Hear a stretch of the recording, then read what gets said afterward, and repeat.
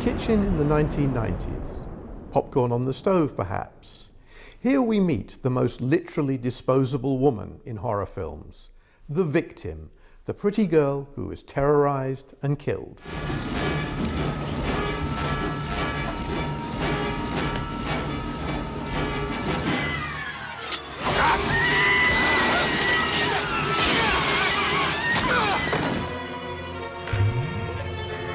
The 1960s had a different type of horror heroine.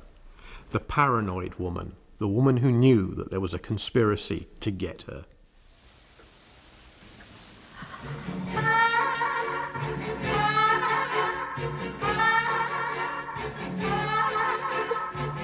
What have you done to it? What have you done to its eyes? He has his father's eyes. Another image of woman in horror is the protective mother fighting the monster for the life and soul of a child.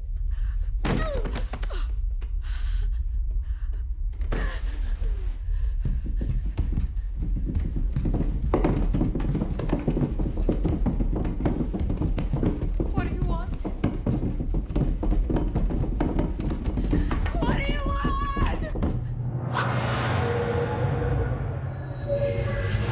Here in Hammer's Dracula, we have the powerful archetype of woman as vampire, as monster, as femme fatale.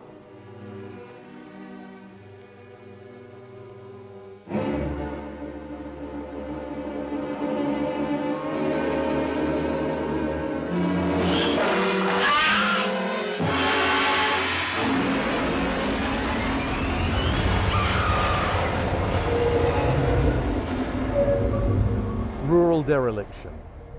Here we encounter our final horror heroine, the final girl, the survivor girl, the girl who outlasts all her friends and defeats the monster.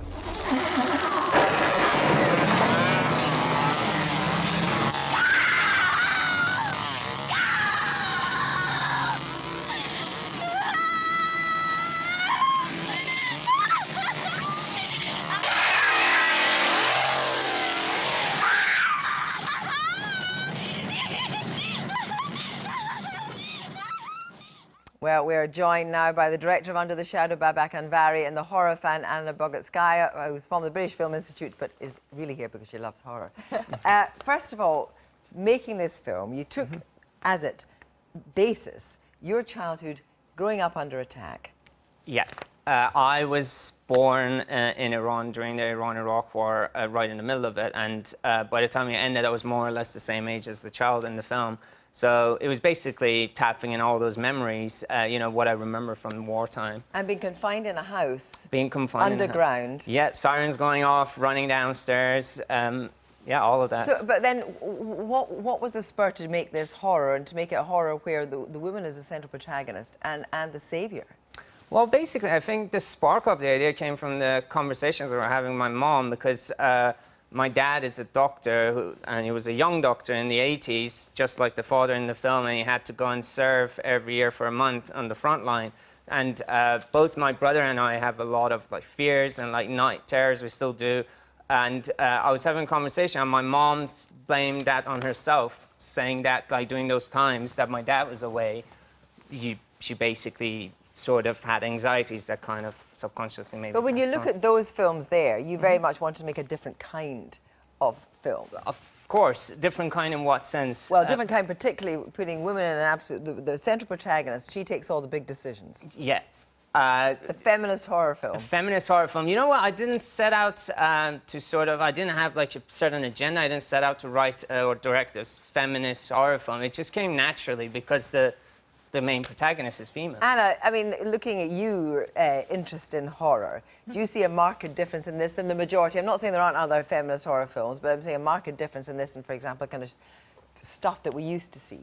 I think what's so special about Babak's film really is not whether it's billed as a feminist horror film or not, it's because the character at the center of it, she's a woman, but she's a really full-fledged, very deep, complex character. And that's what makes it so fascinating and makes you engage with it so deeply, because it's a slow burn horror as well. And by the time the scares come along, you're actually completely with them. You're completely with Shide and Dorsa. She draws you in, and you're absolutely on her side. But I wonder if, indeed, in the genre, there is a contradiction, or is it just the way the genre has been prosecuted in the past? There's a contradiction between being a horror film and a feminist film.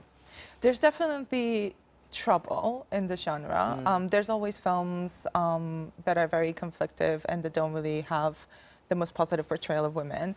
But actually, horror audiences have notoriously and very historically been 50-50 split between men and women. So actually, the audience for horror films has always been majority female. But interestingly, from this film, and you know, Netflix snapped up and we are going to see it, the psychological horror is it's on so many levels. It's about a woman and her child. It's about this kind of existential danger. And it's about an urban myth about the jinn. Yeah. You know, we were kind of come and get you, and your mother's not able to protect you.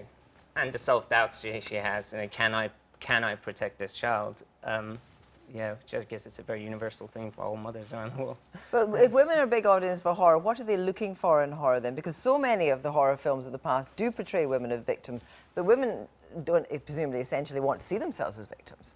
No, not necessarily. And even part of the things that Kim touched in his little video before, like the final girl, the last girl standing, actually calls for the audience to identify with her, because the audience wants to survive. They're not really identifying with the killer or the bad guy in the film, but rather with the survivor. This film, it doesn't really take sides in the Iran-Iraq War. It's not about that. But I wonder when it's going to be such a big hit, because it's been on Netflix and it's going to be in cinemas, what the view of the authorities in Iran is, because there's a thriving film industry in Iran. Sure. Presumably horror is one of the genres in Iran, and women in Iran are notoriously much stronger than they're portrayed by and large by outsiders. Sure. I think that's a big question to ask the Iranian authorities, but I certainly think it's not going to get like a cinema release, because I think they have usually have an issue with films being made about Iran outside Iran. And because of certain, you know, Iran has a huge film industry, like you said. But, you know, it's in Farsi, it's got subtitles, obviously, but presumably it'll be under the table somewhere. Of course, 100% people will be able to find it. They always do. Thanks very much indeed to both of you.